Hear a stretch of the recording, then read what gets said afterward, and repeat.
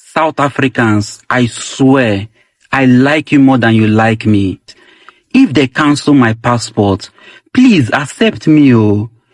Your president talks to people like I am his lost son that was swapped at the hospital. And for those South Africans saying our president is just pretending, he doesn't really love us. If you can't see the love your president have for you. We are a poor nation. The bank coal will follow. They say firewood not smoke. They say we need to plant more trees. And they are not giving us money. This is what we get as a president where other leaders and presidents are working so hard to make life comfortable and easy for their citizens. This is all Nigeria president think of. Nigerians living in South Africa share the reasons why South Africa president is better than the Nigeria president. And this is the reason why they say what they are saying. Let's take a look at the video, and please do not forget to like the video and comment your thoughts below. South Africa government is one of the best government in Africa. I swear it to their government is Nigeria so or other some other African country. I did tell you, somebody is using 37 years as president of somebody's country. Are you kidding me? South Africa is too lucky. When I watched something online and they were talking about rich African leaders. There's this one that has been president since 10 years before I was born. Bro! Bless yes, you. now, Cameroon beside us. And now, the man cannot even walk again.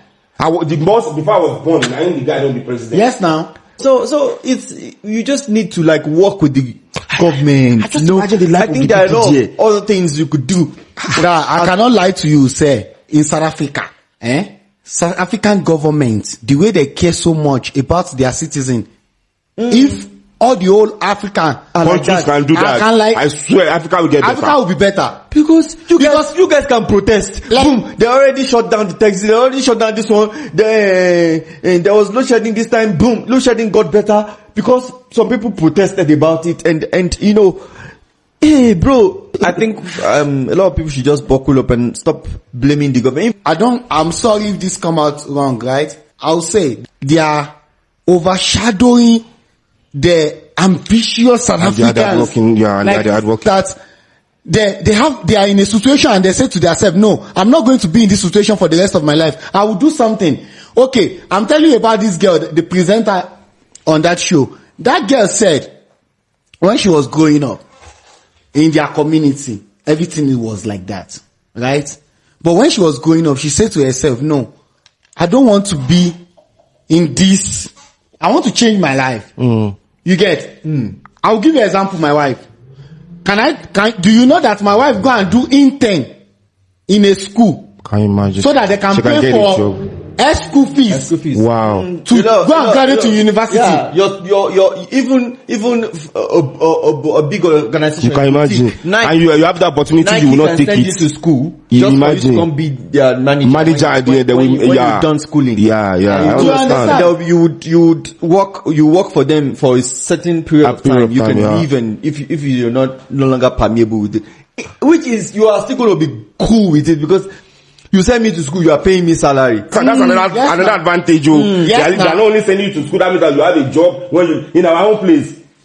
You first of all use 7 years to do 4 years course. A living example. There was a week that I was driving to church on my way. I saw a pothole. It reminded me of Nigeria. And I was like, okay. For almost 15 kilometers, I only saw one pothole. I'm like, oh, okay.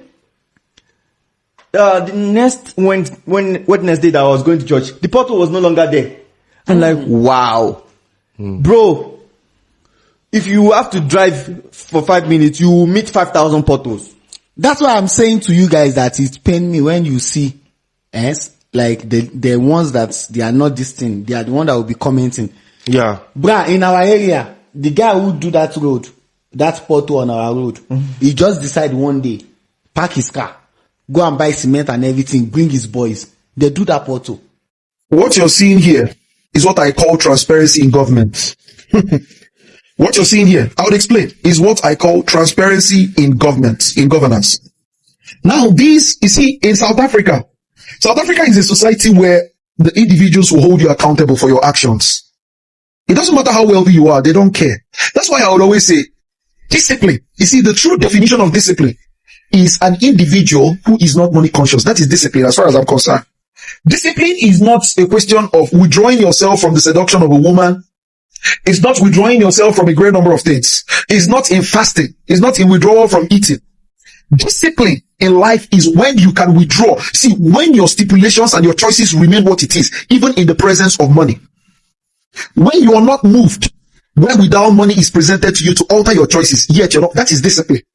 And this is an activity, this is a quality that you can accord to personalities like Ghanaians, South Africans, Botswana people, Kenyans. But see, there are so many of them, but here is the thing.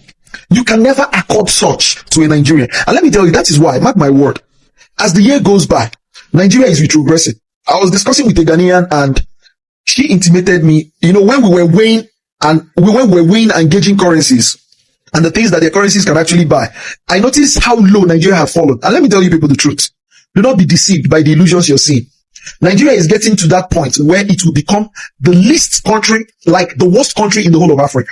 One thing a great number of people really don't understand is that Africans, respectively, are trying to break through, including Togo.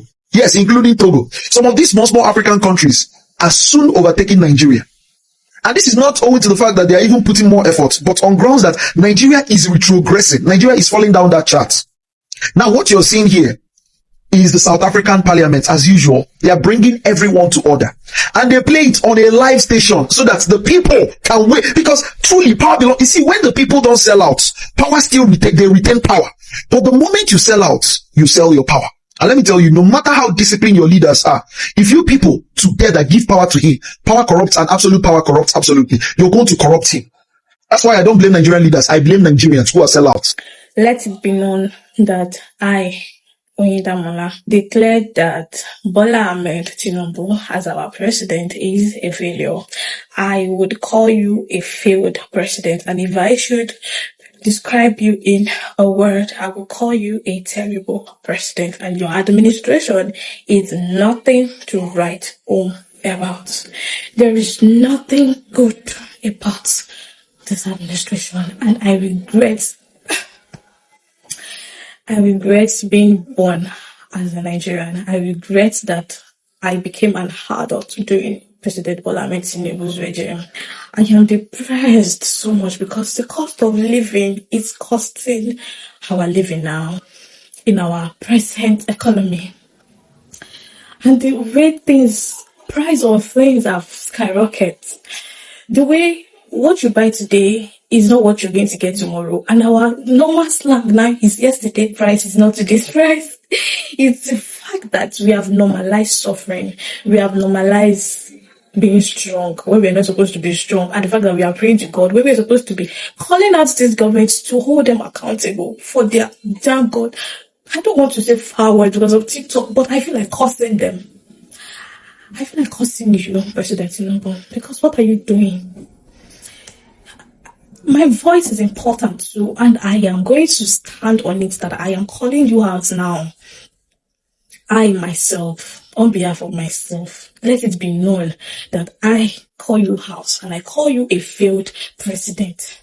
I call you a failed president. Nothing is working in your administration. Nothing is working during your tenure, and I regret being an adult during your tenure. The old me 5 years ago, when I was still in my teenage, I thought life would get better in the next 5-6 years. But guess what?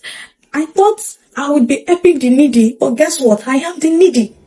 I am the one who is needy. I am the one who cannot even help myself. Let's talk of helping people. It has gotten to the point where Nigerians are not denying and regretting being a Nigerian. They are not regretting being born as a Nigerian. That is how the situation of the country is right now. Every day you keep seeing Nigerians complaining, lamenting of the hardship of the country. Killings taking place every time, and the leaders of the country have nothing to do to even solve the situation. All you hear them doing is to keep borrowing money, and we have no idea where this money is going in the country. South African leaders are really trying. Yes, I know. As a South Africans, I understand you guys. You want more for your leaders. Trust me, I also want him to do more for South Africans. But at the same time, you cannot compare the both. This man also have interest of his people at heart. When South Africans complain, when they cry about something, this man listen to them and try his best to do something to solve the situation. But when it comes to my country, Nigeria, no matter the cry we cry, no matter the campaign we do, Nigeria leaders do not care about the citizens. All they care about is to keep stealing the country money and going from trip to trip, and we don't even know what they are doing with the country finance. But at the same time, I hope one day the Nigeria leaders should start to learn from others leaders, learn from South Africa's leaders, learn from the Ghanaians leader, Burkina Faso leaders. All these leaders are putting in their work to make life comfortable for their citizens. I would also love to see your comments on the comment section of what you also think of the video. And please, at this point, if you have not liked the video, do me well by liking the video, and don't forget to also share with a friend who would like to watch this video with you. And please, if this is the first time you are coming across my channel, please do not make it your last by subscribing. And if you are a returning subscriber, thank you so much for always coming back to the channel, and I will see you in my next video. Bye for now and stay blessed.